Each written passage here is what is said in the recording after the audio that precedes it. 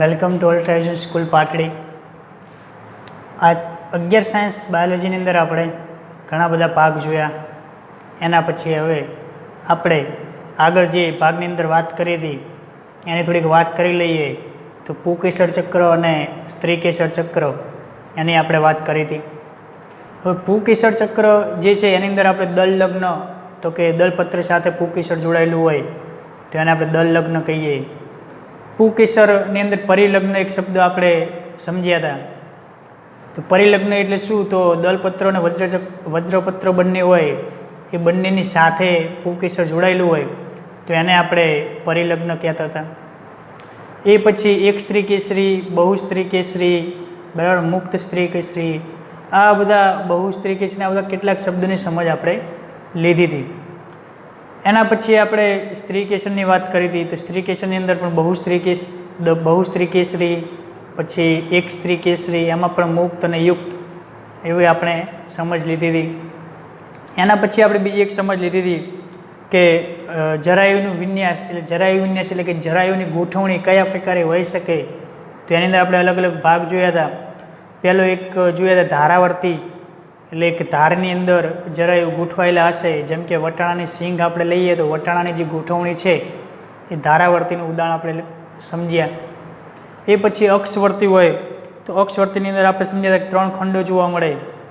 3 ખંડોની અંદર એક ખંડની અંદર 2 બીજ કે એ બીજોની સંખ્યા આપણને જોવા મળે, જે જરાયુ ગોઠવણી આપણને જોવા મળશે. કારણ જરાયુની ગોઠવણી એની સાથે જ બીજ ગોઠવાયેલું હોય એમ. એના વરતી આપણે પછી મુક્ત કેન્દ્રસ્થ પ્રકારનું સમજ્યા હતા. તો મુક્ત કેન્દ્રસની અંદર એક જ ખંડ જોવા મળે અને વચ્ચેના ભાગેથી એ જરાયુની ગોઠવણી જોવા મળે. એના પછી તલસ્થ, તો તલસ્થની અંદર એક જ આપણને એનું એ જોવા મળે છે ગોઠવણી જરાયુની. એ પછી એક ચર્મવર્તી, તો ચર્મવર્તી એટલે આપણે એવું સમજ્યા હતા કે ધાર હોય, ધારની સાથે જરાયુની ગોઠવણી હોય. તો આ પ્રકારે આપણે કંઈક સ્ત્રી કેસર પુંકેસરની વાત સમજ્યા હતા. હવે આપણને ખબર છે કે સ્ત્રી કેસર અને પુંકેસરો એ બંને કેવા અંગ છે? લિંગી પ્રજનન અંગ પુષ્પો માટે ગણાય, વનસ્પતિ માટે ગણાશે. તો આવા બંને લિંગી પ્રજનનની જે ક્રિયા થઈ, પરાગનયનની ક્રિયા થશે. તો પરાગનયનની ક્રિયા વડે આપણને ખબર છે કે અંડક હોય, સમજો કે આ પરાગવાહિની અને પછી એનું અંડક, પરાગાસનનો ભાગ હોય. તો પરાગાસનની અંદર પરાગરજની ગોઠવણી થઈને પછી પરાગનલિકાનો વિકાસ થાય અને પરાગનલિકા વિકસીને અંડકની અંદર જઈને પછી આખું જે અંડક છે એ ધીમે ધીમે બીજાશયમાં ફેરવાય. એટલે જે બહારનો ભાગ છે એ બીજાશયમાં ફેરવાય, બહારનો ભાગ બીજાશયમાં ફેરવાશે અને અંદરનો જે અંડકનો ભાગ છે એ બીજમાં પરિવર્તિત થાય. બરાબર છે? એટલે એવું કહી શકાય કે બીજ એટલે એ અંડક અને બીજાશય એટલે એ ફળ. સમજણ પડે? પરાગનયનની ક્રિયા થશે એટલે પરાગનલિકાનો વિકાસ થઈ અંદરનો જે ભાગ છે એને આપણે અંડક કહીએ. બરાબર? બહારનો જે ગોળાકાર ભાગ દેખાય, આમ જોવા જઈએ તો એક ભ્રૂણ પણ એને નીચે અંદરનો ભાગ છે ને ભ્રૂણ પણ આપણે કહી શકીએ. તો ભ્રૂણ હશે એ બીજમાં ફેરવાય અને આખું જે બીજાશય છે આખું ગોળ એ ફળમાં ફેરવાઈ જશે ધીમે ધીમે પરિપક્વ થાય પછી. તો આવી જે ક્રિયા છે બીજાશયમાંથી ફળ, એ બીજાશય ફળમાં પરિવર્તિત થાય, અંડક જે અંદરનો ભ્રૂણ હશે એ બીજમાં પરિવર્તિત થાય. બરાબર? તો હવે આપણે બીજ અને ફળ એના વિશે ચર્ચા કરવાની છે આ પાઠની અંદર. પણ આપણને એટલી ખબર હોવી જોઈએ કે બીજ અને ફળ ક્યાં નિર્માણ થાય. બરાબર? તો એ સ્ત્રી કેસર પુષ્પ હોય તો સ્ત્રી કેસરનો છેલ્લે નીચેનો ભાગ છે, છેડાનો ભાગ, ત્યાં જ એ જોવા મળે, ત્યાં જ એનું નિર્માણ થાય. પછી ધીમે ધીમે આપણને ખબર છે કે દલપત્ર હોય, વજ્રપત્ર હોય, આ બધા જે ચક્રો છે, દંડ હોય, આ બધા ખરી જશે. ખાલી વધશે શું? ફળ વધશે. બરાબર? તો આવી કંઈક આપણે વાત કરીએ છીએ આજે. તો એમાં પહેલાં ફળની વાત કરીએ. તો ફળની અંદર ફલન બાદ પરિપક્વ પામેલ બીજાશય. મેં અહીંયા વાત કરી ફલન એટલે પરાગાશય જે હોય, પરાગરજ, પરાગાશયમાંથી ઉત્પન્ન થયેલી પરાગરજ એ પરાગાસન ઉપર સ્થાપિત થાય પછી એની જે ક્રિયા થઈ અને બીજાશયના નિર્માણ થાય એને આપણે ફળ કહીએ. મેં સમજાયું. તો ફલન બાદ પરિપક્વ પામેલ બીજાશય જેને આપણે ફળ તરીકે ઓળખીએ છીએ. હવે ફળની દિવાલ હોય એને આપણે ફલાવરણ કહીએ છીએ. કોઈ પણ ફળ આપણે લઈએ ઉપરનું જે આવરણ હશે એને આપણે શું કહીએ? ફલાવરણ. ને આ બીજ જે હશે એ ફલાવરણથી કેવું હશે? ઢંકાયેલું જોવા મળશે. કોઈ પણ બીજ હોય એ એની ઉપર શું હોય? ફળ હોય. ફળની અંદર બીજ હોય ને? બીજ બહાર હોય કોઈ દિવસ ફળની? નથી જોવા મળતું. એટલે આ પ્રમાણે બીજ હશે શેનાથી ઢંકાયેલું હશે? ફલાવરણથી. એટલે ફળની અંદર આપણને બીજ જોવા મળે. બીજ ફલાવરણથી ઢંકાયેલ જોવા મળશે. એકદમ બેઝિક માહિતી આપણે અહીંયા બીજની અને ફળની લેવાની છે. બરાબર. 12મા ધોરણની અંદર આપણે આની બહુ ઊંડાણપૂર્વક સમજ લેવાની છે.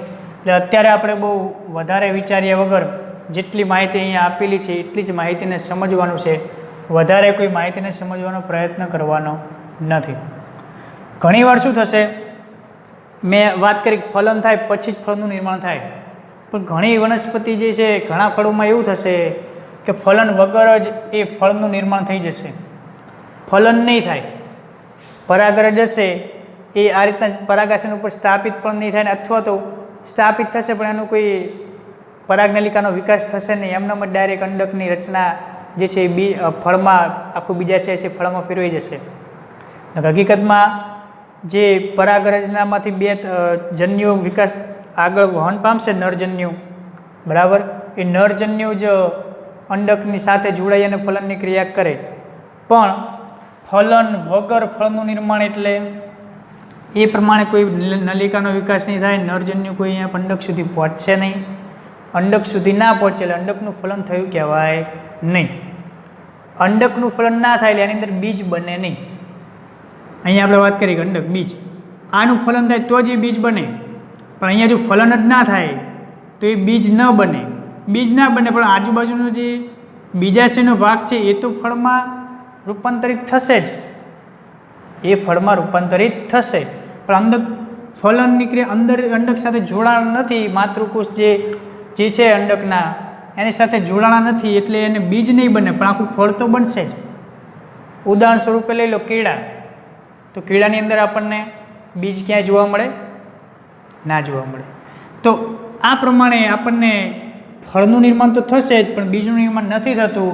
તો આવા ફલન વગર ફળનું નિર્માણ થાય એને આપણે અપરાગિત ફળ કહીએ. અપરાગિત. પરાગિત એટલે કે પરાગનયન એમાં થતું નથી અથવા તો એ પ્રક્રિયા ફલનની થતી નથી એટલા માટે અપરાગિત. એને પાર્થેનોકાર્પીસ ફળ પણ કહેવામાં આવે છે. બરાબર. હવે આપણને એવો પ્રશ્ન થઈ શકે કે ફલન કેમ ના થાય? એમને કહીએ ને ફળનું નિર્માણ થાય. તો ઘણીવાર એવું થતું હોય કે કીડા હોય તો એની અંદર આપણને વધારે જલ્દી ફળ આવી શકે એના માટે એને ઇન્જેક્શન આપી અને એવા હોર્મોન્સ ઉત્સેજકો આપી અંતઃસ્ત્રાવ આપીને એનો વિકાસ જલ્દી કરવામાં આવે છે. તો એની અંદર ફલનની ક્રિયા નથી થતી. ડાયરેક્ટ ફળનો વિકાસ એ થઈ જાય છે. બરાબર. એટલે અહીંયા આપણે ફક્ત ને ફક્ત એક વ્યાખ્યા યાદ રાખવાની છે કે અપરાગિત ફળ કોને કહેવાય? તો જે ફળનું નિર્માણ થયું હોય એની અંદર ફલનની ક્રિયા વગર જ ફળનું નિર્માણ થયું હોય એને અપરાગિત ફળ કહીએ છીએ. ઉદાહરણ તરીકે કેળા. હવે ફળની અંદર આપણને એટલી તો સમજ પડી કે નિર્માણ કેવી રીતના થાય અને ક્યારે કેવું ફળ હોય તેનું નિર્માણ ફલન વગર જ થાય. કેટલાક ફળના પ્રકાર પાડવામાં આવ્યા છે. એક સત્ય ફળ અને કૂટ ફળ. બરાબર. આપણને બુકની અંદર આમાંથી 2-3 જ પ્રકાર આપેલા. એક સાદું અને સમૂહ ફળ. પણ કેટલીક આપણે નીટ માટે પણ ઉપયોગી થાય એટલા પ્રકાર આપણે અહીંયા સમજી લઈએ. બાકી આપણે આના પ્રકાર જોવા જઈએ તો ઘણા બધા પ્રકાર પાડવામાં આવ્યા છે. સત્ય ફળ તો એક શબ્દમાં સમજીએ તો અંડકથી બને એને સત્ય ફળ કહેવાય. 2 પ્રકાર આપણે ફળના જોઈએ. સત્ય ફળ તો અંડકથી બને. અંડક છે બીજાશય છે. અંડકની ફલનની ક્રિયા થાય અને જે ફળ બને એને સત્ય ફળ કહેવાય. સાચું ફળ. કુદરતી રીતે ફલન થયું અને એમાંથી ફળનું નિર્માણ થયું એટલે સત્ય ફળ એને કહેવામાં આવે. મેં કીડાની વાત કરી ઇન્જેક્શનથી આપે કૃત્રિમ થયું તો એને કેવું ફળ કહેવાય? ખોટું ફળ કહી શકાય. કૂટ ફળ. અંડકની સાથે પુષ્પાસન પણ ઉમેરી શકાય એટલે કે ઉમેરાય છે. બરાબર. તો અહીંયા આપણે જે કીડાની વાત કરીએ એને કૂટ ફળમાં ના લઈ શકીએ પણ સમજવા પૂરતું એવું સમજીએ. એક સમજો સત્ય ફળ એટલે અંડકથી બને. ફક્ત ને ફક્ત એની અંદર અંડક જ જોડાશે. સમજો કે અહીંયાથી પુકેસર હોય પછી અહીંયા દલપત્ર હોય, પછી આ વજ્રપત્ર હોય, બરાબર. અહીંયા પુષ્પાસન આપેલું હોય, દંડ પછી પુષ્પદંડ આપેલું હોય. તો જે ફળનું નિર્માણ ખાલી અંડકમાંથી જ થાય, આટલો જે ગોળાકાર ભાગ છે બીજાશયવાળો અંડક, એટલામાંથી ફળનું નિર્માણ થાય ને આપણે સત્યફળ કહીએ, બરાબર. ખાસ સમજવું તફાવત શું છે એ. અને કૂટફળ તો અંડકની સાથે પુષ્પાસન પણ ઉમેરાય. આ અંડક છે એની સાથે આ પુષ્પાસનનો જે ભાગ છે આટલો, એ પણ ફળની અંદર આવરિત થઈ જાય. શું થઈ જશે? ફળની અંદર આવરિત થઈ જશે પુષ્પાસનનો ભાગ. એટલે કે આપણે આગળ પણ સમજીએ છીએ પુષ્પાસન કોને કહેવાય, તો નીચેનો એને ટેકો આપતો એક ભાગ બંનેને જોડવાનું, પુષ્પદંડ અને બીજા છે અંડક, એને જોડવાનો જે ભાગ છે એને આપણે પુષ્પાસન કહીએ. તે પુષ્પાસનનો ભાગ પણ ફળની અંદર આવી જશે, એને આપણે કૂટફળ કહીએ છીએ. ઉદાહરણ તમને સમજાવું, સફરજન, સ્ટ્રોબેરી અને કાજુ. એની અંદર સફરજનનું જે ઉદાહરણ છે એ વધારેમાં વધારે આપણે સમજણ એની લઈ શકીએ છીએ, કારણ કે આપણે એને ખાતા રહેલા છીએ. સમજો કે આ સફરજન છે, તો સફરજનની અંદર આપણે જોયું હોય તો એને આપણે કાપીએ. સમજો કે આ સફરજનને આપણે પછી અડધું કાપીએ, એટલે વચ્ચેનો જે ભાગ છે આટલો વચ્ચેનો ભાગ, જેની અંદર પછી અહીંયા બીજનું નિર્માણ પણ હોય, બીજ આપણને જોવા મળે. તો આટલો ભાગને જો આપણે ચપ્પાથી કાપીએ તો એકદમ અલગ રીતે ઉપરની તરફ ઉપસી આવશે. વચ્ચેનો ભાગ એક થોડો કઠણ પણ જોવા મળશે. તો એ જે ભાગ છે ને આટલો કઠણ ભાગ, એ જ અંડક બીજાશય છે. અને જે બાકીનો ભાગ છે એ પુષ્પાસન છે. શું છે? પુષ્પાસન. બાકીનો ભાગ શું કહેવાશે? પુષ્પાસન. હવે આપણને ખબર પડી હશે કે અંડકની સાથે પુષ્પાસન પણ ઉમેરાયેલું હોય, તો આની અંદર કેવી રીતના, તો આટલો જે ભાગ છે એ હકીકતમાં અંડક અને બીજાશયનો ગણાશે. વચ્ચેનો સફરજનનો મેં સમજણ પાડી એ પ્રમાણે કોઈ વાર સફરજન આપણે ખાઈએ તો એને આપણે જોવાનો પ્રયત્ન કરીશું અને સમજીશું. અને બાકીનો જે આપણે ખોરાક તરીકે આ ભાગ લઈએ છીએ, બરાબર, બાકીનો આજુબાજુનો, એ આપણને પુષ્પાસન ખાઈએ છીએ એવું આપણે કહી શકીએ, બરાબર. બાકી વચ્ચેનો ભાગ હશે બીજાશયનો જોવા મળશે. હવે બીજી એક વાત કરી લઈએ કે પ્રકારની અંદર મેં કીધું કે કેટલાક અગત્યના પ્રકાર છે એને સમજીએ. તો સાદું ફળ, સમૂહ ફળ અને સંયુક્ત ફળ.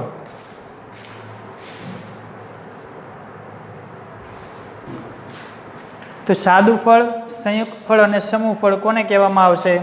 તો સમજો કે સાદા ફળની વાત કરીએ તો આગળ આપણે સમજ્યા છીએ કે એક સ્ત્રી કેસરી અને બહુસ્ત્રી કેસરી. આગળ કેટલુંક સમજેલા છીએ અને હું વધારે ડિટેલમાં નહીં સમજાવું, ઝડપથી આપણે સમજીશું. તો એક સ્ત્રી કેસરી એટલે આપણને સમજો કે એક કોઈ પુષ્પ છે, પુષ્પની અંદર એક જ સ્ત્રી કેસર છે, એની સંખ્યા અલગ અલગ હોઈ શકે, બરાબર. મેં સમજણ આપી હતી તમને. તો એક જ સ્ત્રી કેસર હોય એમાંથી ફળનું નિર્માણ થાય. પછી બહુસ્ત્રી કેસરી હોય એ જોડાયેલા હોય. આ પ્રમાણે આગળ પણ આપણે સમજ્યા છીએ કે એના અંડકની રચના છે એ આખી જોડાયેલી હોય. ઉપર પુકેસરનો ઉપરનો પરાગાસનનો ભાગ આપણને અલગ અલગ જોવા મળશે, પણ અંડક છે એ કેવો છે? જોડાયેલો. જેને બહુસ્ત્રી કેસરી કહીએ. તો આના વડે જે ફળનું નિર્માણ થાય એને આપણે સાદા ફળ કહીએ, કે જેની અંદર એક સ્ત્રી કેસર હોય એમાંથી અને જોડાયેલા હોય એમાંથી નિર્માણ થાય, અને આપણે સાદા ફળ તરીકે ઓળખીએ છીએ. સાદા ફળની અંદર બે પ્રકાર પાડવામાં આવે છે, એક માંસલ ફળ અને એક શુષ્ક ફળ. માંસલ ફળ એટલે એવા કે જેની અંદર પોચો ઘર જેવો ભાગ, એટલે ખાવાલાયક ભાગ જે છે એકદમ પોચો આપણે જોઈએ અને બહારથી પણ એ પોચું જ એનું બંધારણ જોવા મળે, અને માંસલ કહીએ. રસાળ, રસથી ભરપૂર હશે, બરાબર.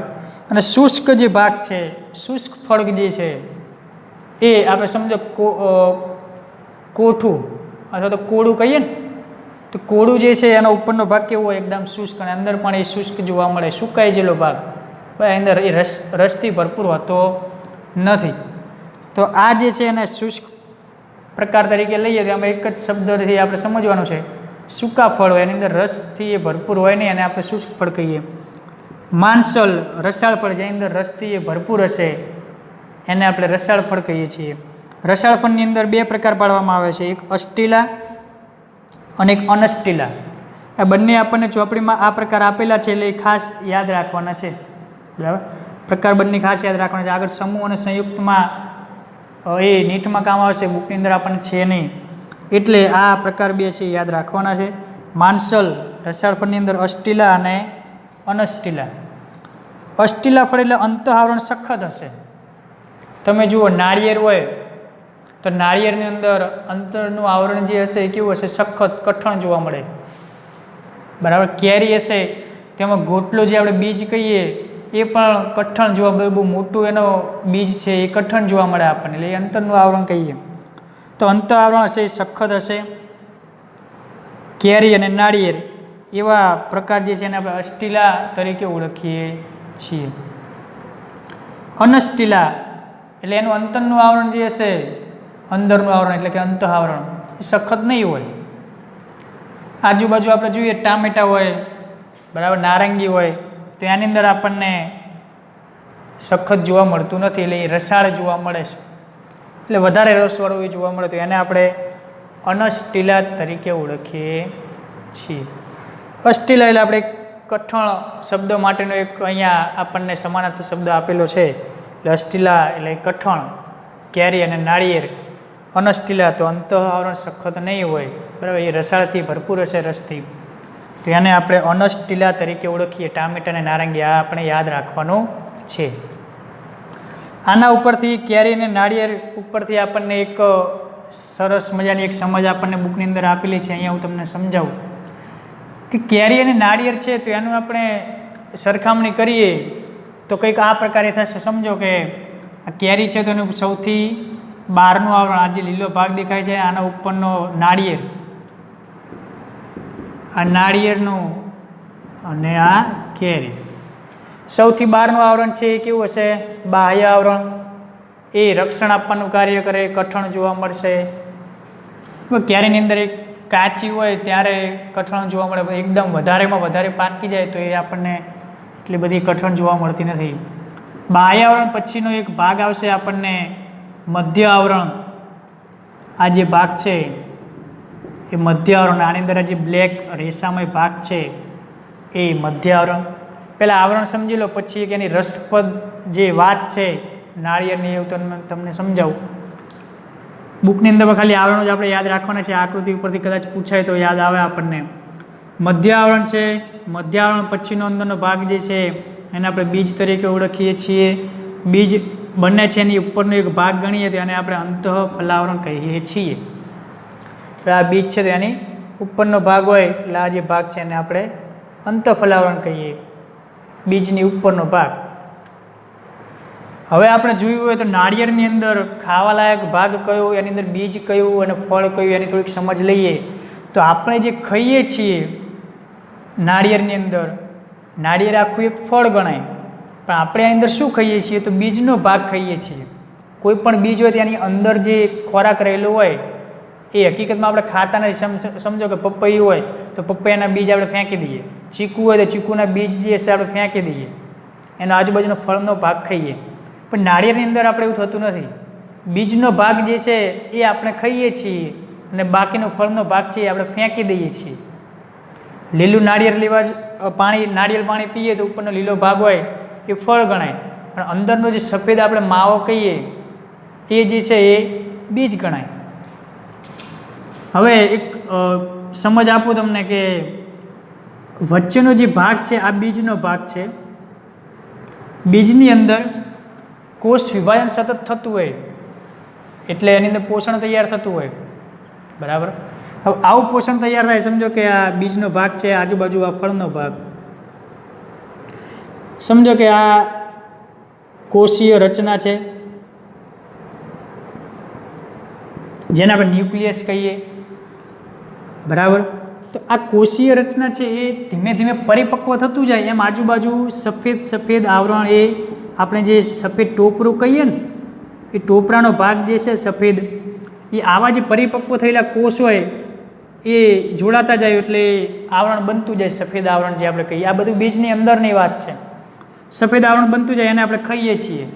હવે નાળિયેરની અંદર ઘણીવાર પાણી ઓછું હોય, ઘણા નાળિયેરમાં પાણી વધારે હોય, તેનો મતલબ શું કે અંદર જે પાણીવાળો ભાગ છે એ આ મુક્ત રહેલા અપરિપક્વ ન્યુક્લિયસ જે છે, કોષો છે, એ આપણે પાણીનો ભાગ કહીએ છીએ, બરાબર. એટલે જેમ જેમ આ પાણીનો ન્યુક્લિયસવાળો ભાગ હશે એ પરિપક્વ થતું જાય તેમ તેમ એની દિવાલ બનતી જશે, જે સફેદ ટોપરા તરીકે ઓળખાશે. અને બાકીનો જે હજુ પરિપક્વ ના થયું હોય, બરાબર, તો એ અંદર પાણી સ્વરૂપે સંગ્રહિત થાય છે, બરાબર છે. તો આપણે ખાઈએ છીએ કયો? બીજનો ભાગ જે છે એ અંદરનો ખાઈએ છીએ. તો આ પ્રમાણે આપણે સાદા ફળની અંદર વાત કરી, કેરી, નાળિયેર, માનસલ ફળ એ સમજ્યા. હવે સમૂહ ફળ કોને કહેવાશે?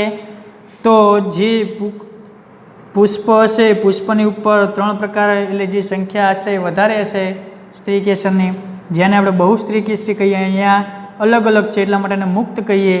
મુક્ત સ્ત્રી કેસરી હોય એ બધા જ સ્ત્રી કેસરમાંથી આ અંડક જે હોય પોતાના એમાંથી ફળનું નિર્માણ કરશે, એટલે બીજ અને એની આજુબાજુ થોડુંક નાનું ફળ, આ કે એટલું મોટું ફળ ના હોય, નાનું ફળ બનાવશે. સમજો કે આ એક નાનું ફળ, આ બીજું ફળ, આ ત્રીજું ફળ, બરાબર. અને એ બધા જ ભેગા થાય એટલે એક આખું મોટું ફળ બનશે. જેમ કે સીતાફળનું ઉદાહરણ આપણે સારી રીતે સમજી શકીએ. સીતાફળ હોય તો એ ગોળ હોય ને એની અંદર આ રીતના આકા આકા જોવા મળે, એટલે આ ટૂંકમાં એનો જે ખાવાલાયક ભાગ છે આપણે આ રીતના જોવા મળે, બરાબર. તો આ એક સ્ત્રી કેસર, આ બીજું સ્ત્રી કેસર, આ ત્રીજું, ચોથું, પાંચમું, આ પ્રકારે એ આપણે એક સ્ત્રી બીજમાંથી નીકળે એ પ્રમાણે 1 2 3 4 5 6 આ પ્રમાણે સ્ત્રી કેસરની સંખ્યા હોય એ સંખ્યા પોતે એક મોટા ફળમાં સ્વરૂપમાં ફેરવાઈ જશે અને એમાંથી આપણે પછી ખાઈએ છીએ એટલે એની અંદર બીજની સંખ્યા વધારે જોવા મળે. સ્ત્રી કેસર જેટલી સંખ્યા હોય એ પ્રમાણે બીજની સંખ્યા આપણને જોવા મળે, બરાબર. કારણ કે એક જ સ્ત્રી કેસરની અંદર આપણે એક જ બીજનું નિર્માણ થાય અંડકમાંથી. ચલો સમૂહ ફળની અંદર વાત કરીએ તો સીતાફળ, રાસબેરી અને આકડો એના ઉદાહરણ છે. સમૂહ ફળ આ રીતના આપણને જોવા મળે. સંયુક્ત ફળ, તો સંયુક્ત ફળની અંદર આપણે પાઇનેપલનું ઉદાહરણ લઈએ, અંજીર અને શેતુર, એની અંદર પણ આ રીતના સ્ત્રી કેસરો જે હશે થોડા મુક્ત રીતે જોવા મળશે. આની અંદર આપણે જોવા મળે એ મુક્ત હતા, એવી જ રીતના અહીંયા પણ આપણને થોડુંક મુક્ત જોવા મળશે. એ આખા એક ફળની રચના કરશે. સમજો કે પાઇનેપલ, બરાબર. તો એને આપણે એક સ્ત્રી કેસર, બીજું, ત્રીજું, ચોથું, 5 આ પ્રમાણે સંખ્યા પ્રમાણે એમાંથી નિર્માણ થશે અને એની અંદર બીજનું નિર્માણ થશે. તો આવી જે ગોઠવણી છે એને આપણે સંયુક્ત ફળ કહીએ. સંયુક્ત એટલે ઘણા બધા સ્ત્રી કેસરો ભેગા થઈ અને એક ફળનું નિર્માણ કરે અને આપણે સંયુક્ત ફળ કહીએ છીએ. હવે સમૂહ ફળ અને સંયુક્ત ફળમાં કોઈ એટલો બધો તફાવત છે નહીં. એ મુક્ત અને એનો જે એક તફાવત જોવા મળે, પણ એ બુકની અંદર આપેલું નથી એટલે આપણે ડિટેલમાં સમજવું નથી. ચલો એના પછીનો ભાગ છે આપણે ફળ પછીનો ભાગ એટલે બીજ. તો બીજની સમજ આપી કે અંદરનો જે આ ભ્રૂણવાળો ભાગ છે, અંડકનો ભાગ, તો એને આપણે બીજ તરીકે ઓળખીએ છીએ. એટલે કે ફલિત અંડક એને આપણે બીજ કહીએ છીએ. ફલિત જ્યારે પરાગનયનની ક્રિયાથી ફલન થાય પછીની. બીજની અંદર આપણને ભાગો જોવા મળે, બીજા આવરણ એટલે બીજ હોય એ કઠણ જોવા મળે, ઉપરનો ભાગ હોય કઠણ અને બીજા આવરણ કહીએ. અંદરનો જે ભાગ હશે એને ભ્રૂણ કહીએ, બરાબર. બીજની અંદર 2 સમજવાના બીજ છે આપણે, દ્વિદળી અને એકદળી. દ્વિદળી અને એકદળી. દ્વિદળીની વાત કરીએ તો આપણને ખબર છે કે 2 બીજપત્રો ધરાવતા હોય. 10મા ધોરણની અંદર, 11માની અંદર આપણે આગળ પણ સમજ્યા છીએ. દ્વિદળી એટલે 2 બીજપત્રો ધરાવતા હોય. વાલ, વટાણા, ચણા દરેક કઠોળ જે છે એ આપણને દ્વિદળી જોવા મળે, 2 બીજપત્રો ધરાવતા જોવા મળે. હવે બીજપત્રોની સમજૂતી લઈએ તો કંઈક આ પ્રકારે આપણને જોવા મળે. સમજો કે દ્વિદળી વનસ્પતિ છે તો 2 બીજપત્રો, એક બીજપત્ર અને આ બીજું બીજપત્ર, બરાબર. તો બીજપત્રની અંદર સૌથી બહારનું આવરણ છે એને બાહ્ય આવરણ કહીએ. બાહ્ય આવરણ એ બીજપત્રોની રક્ષણ માટેનું કાર્ય કરે. શું કાર્ય કરશે? રક્ષણ માટેનું કાર્ય કરે.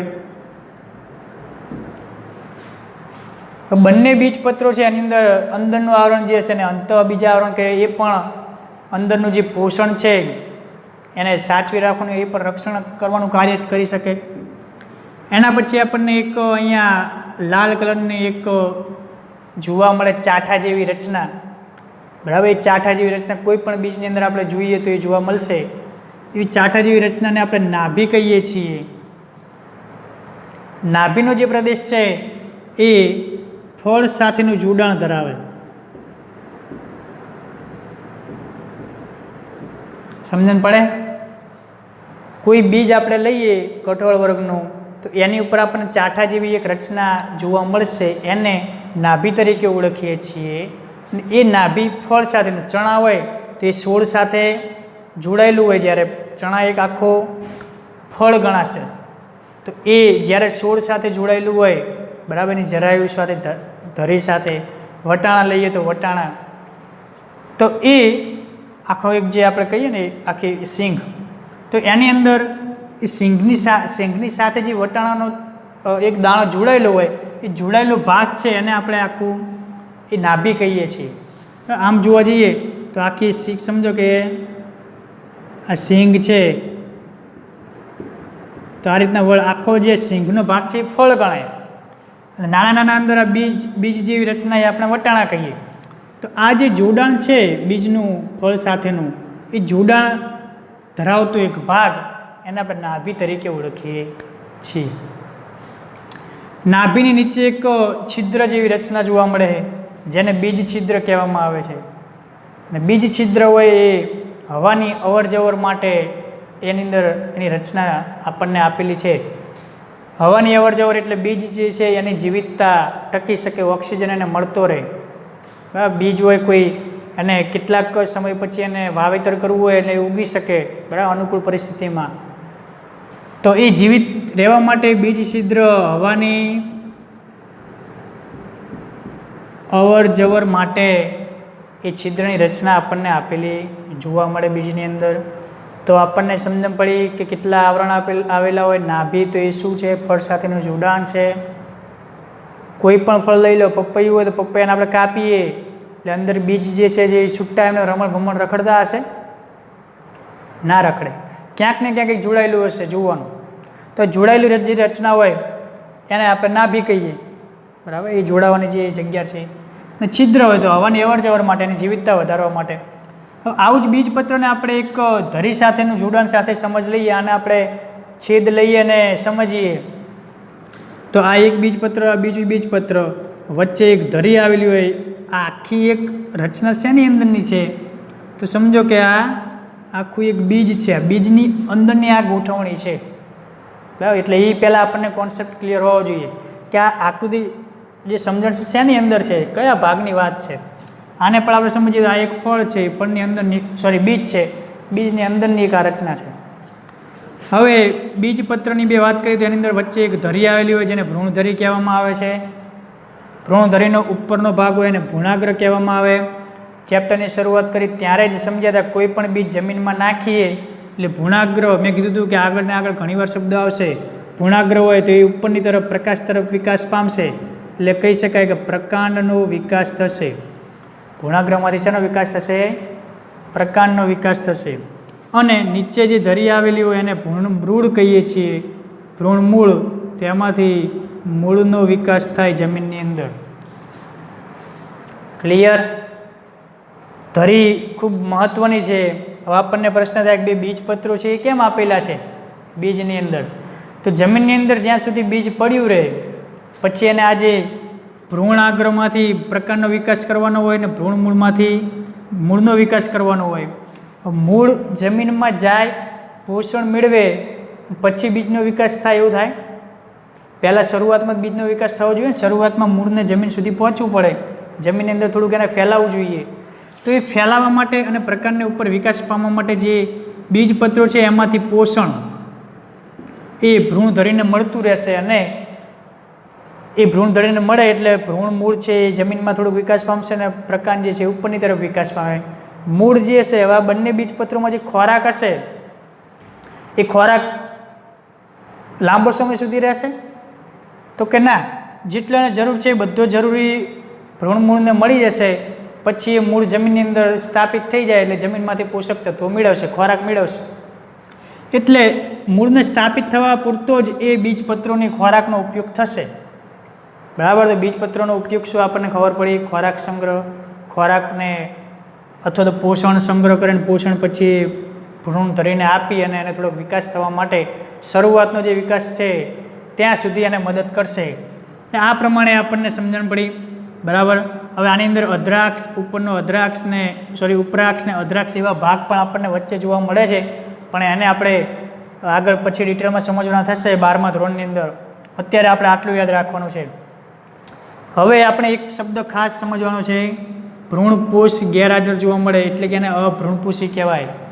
સૌથી વધારે અગત્યનો આ એક ભાગ છે, ટોપિક છે ને યાદ રાખીશું કે દ્વિદળી છે એ કેવા હોય? હંમેશા અભ્રૂણપોષી. આ આપણે મગજમાં ફિટ કરી દેવાનું કે દ્વિદળી હોય એ કેવા હશે? અભ્રૂણપોષી. ભ્રૂણપોષી કે અભ્રૂણપોષી એટલે શું? આ તો ભ્રૂણપોષ એટલે શું? પહેલાં તો કે જે બીજની રચના છે, બીજપત્રોની ગોઠવણી છે, એની અંદર બીજની અંદર બે પ્રકારે જોવા મળે. એક તો બીજપત્રોની ગોઠવણી જોવા મળે અને ભ્રૂણપોષની રચના જોવા મળે. ભ્રૂણપોષ. હવે ભ્રૂણપોષની રચના જેનામાં હાજર હોય એને ભ્રૂણપોષી કહેવાય. એટલે કે એક દળીની અંદર આપણને ભ્રૂણપોષી. હવે એ શું કાર્ય કરે આપણે અહીંયા સમજશું એટલે આપણને ખબર પડી જશે. જ્યારે દ્વિદળી, અત્યારે આટલું યાદ રાખો, દ્વિદળી એ અભ્રૂણપોષી છે, એમાં ભ્રૂણપોષ હોતો નથી. બરાબર. કારણ કે બે બીજપત્રો હોય એમાંથી ખોરાક એને મળી રહે છે, એટલે એને વધારાની ખોરાકની જરૂર પડતી નથી દ્વિદળીની અંદર. એટલે એમાં ભ્રૂણપોષ હોય ગેરહાજર હોય એટલે એને અભ્રૂણપોષી કહેવાય. ભ્રૂણપોષ એ પણ ખોરાકનો સંગ્રહ કરતો જ એક ભાગ છે. બરાબર.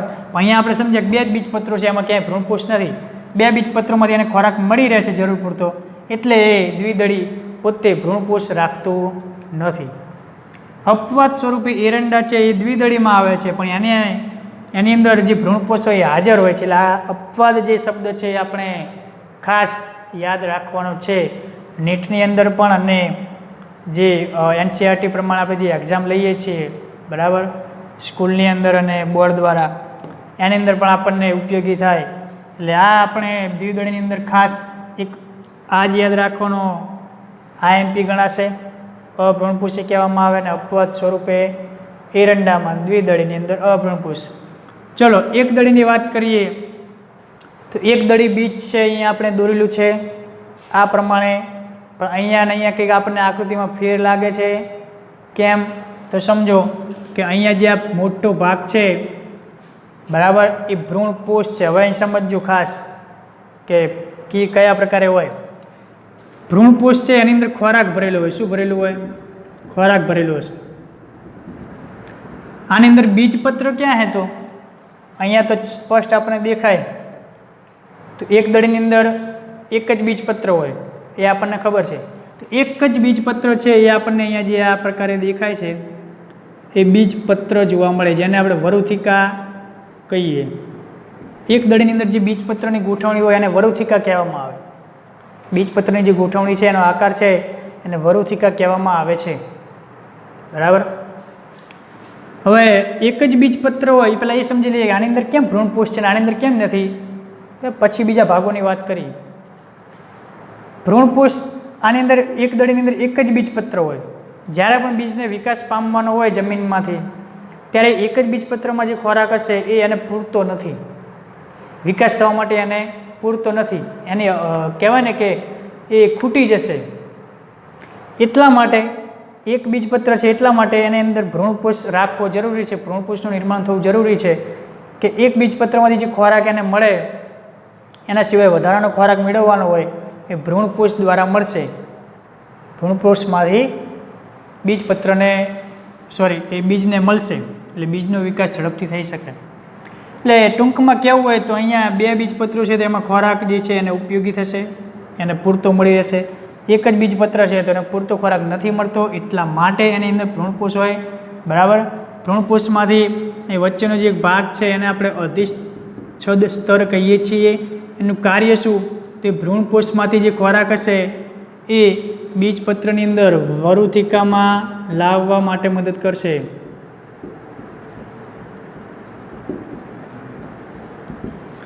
અધિચ્છદ સ્તર હશે એ ખોરાકના વહનમાં મદદ કરે. ભ્રૂણપોષમાંથી ખોરાક હશે એ બીજપત્રની અંદર લાવશે. બરાબર. ચલો, સૌથી બહારનું આવરણ હોય બીજા આવરણ, એને રક્ષણ આપવાનું કાર્ય કરશે. સમિતાયા સ્તર, તો સમિતાયા સ્તર એ પ્રોટીનથી ભરપૂર હોય. સમિતાસ્ત્ર આપણને જે લાલ કલરની એક પટ્ટી દેખાય છે એ પ્રોટીનથી ભરપૂર આપણને જોવા મળે, જેને સમિતાસ્ત્ર કહીએ છીએ. પ્રક્રિયાના નિયંત્રણ આખી જે એને સાચવવાની ક્રિયા છે એમાં એ પ્રોટીન મદદ કરે છે. પછી વાત કરીએ કે આટલો જે ભાગ છે આપણને વરુથિકા. હવે વરુથિકાની અંદરના જે કેટલાક ભાગો છે એની સમજ લઈએ તો આપણને 2 એરો દેખાય છે બ્લેક.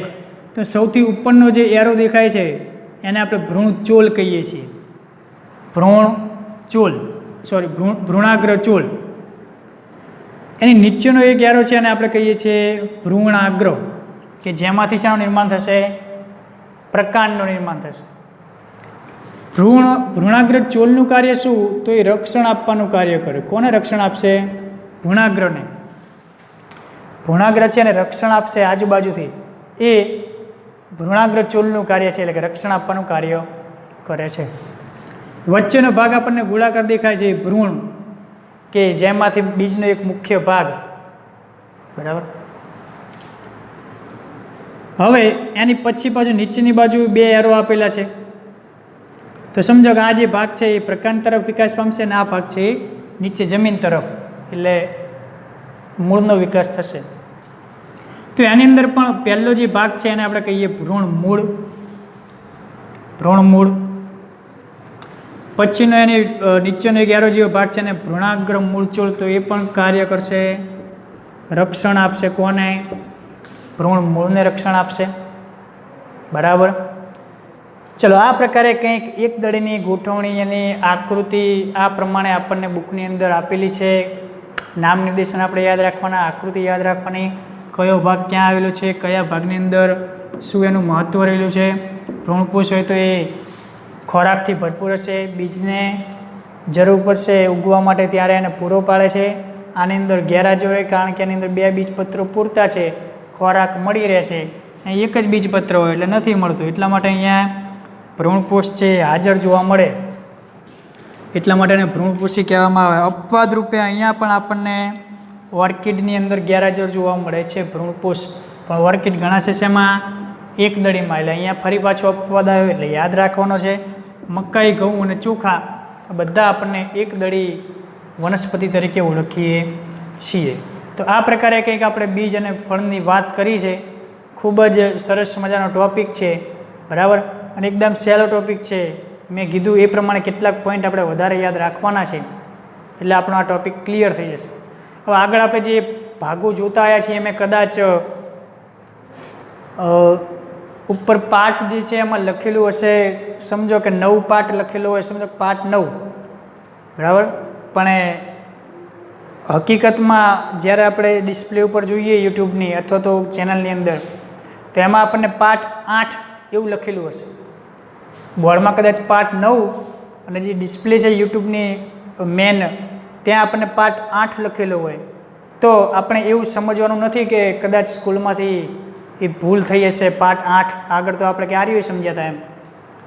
તો એ થોડીક આંકડાની ભાગમાં વચ્ચે ગેપ પડી છે, એટલા માટે આંકડા અલગ અલગ હશે. પણ આપણે ભાગને ધ્યાનમાં ન રાખતા બુક હશે આપણી પાસે, તો બુકની અંદર ટૉપિક જોઈશું એટલે ખબર પડી જશે કે આ ટૉપિક આપણે આગળ આવ્યો હતો અને હવે આ ટૉપિક આપણે સમજીએ છીએ, એટલે વચ્ચે આપણને ક્યાંય ગેપ છે નહીં. બરાબર.